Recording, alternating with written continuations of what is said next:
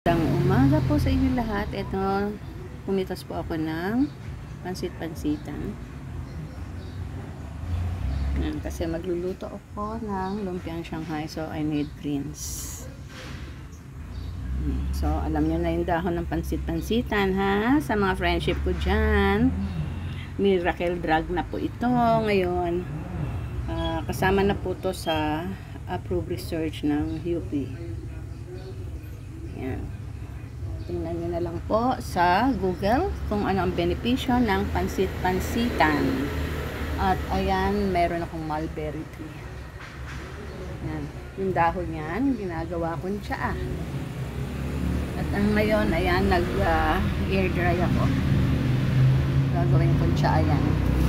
Para laging meron. Papipitas ko lang din ng aking bell pepper. Walo nakuha ko dito nandun na sa loob. Mapupula na siya. So, back to my tanim-tanim. Hindi na nawala itong aking tanim-tanim dito sa paso. So, wala na akong mga ornamental. Konti na lang mga ornamental plants ko. Pinalitan ko na lahat ng makakain. May project ako. Gusto ko ng mga pecha, yung mga usable ba, ganyan. Ang green-green ng no? Adbati yan.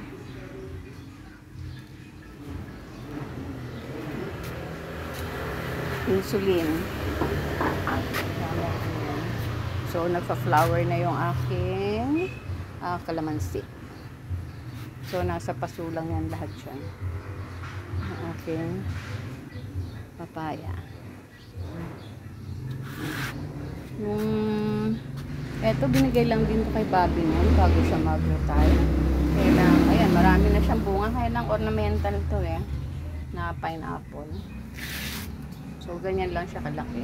So, ikakat ko na yung para maitanim.